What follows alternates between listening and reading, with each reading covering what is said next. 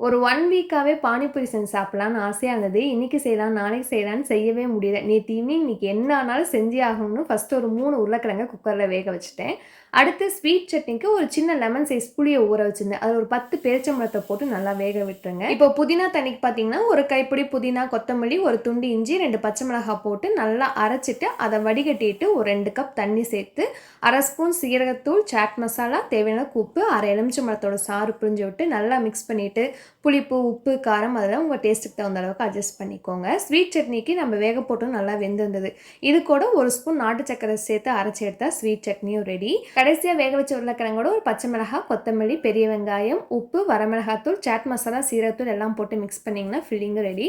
பூரி மட்டும் கடையில் வாங்கி தான் பொரிச்சிருந்தேன். இப்போ எல்லாமே ரெடி ஆயிடுச்சு. ஒரு பூரியை உடச்சி விட்டு உருளைக்கிழங்கு மசாலா, ஸ்வீட் சட்னி அப்படியே தண்ணியில் முக்கி சாப்பிட்டா இனிப்பு, புளிப்பு, காரம்னு கடையில் வாங்குறதுல பக்கத்தில் கூட நிற்க முடியாது. மஸ்ட் ட்ரை, செம்மையாக இருந்தது.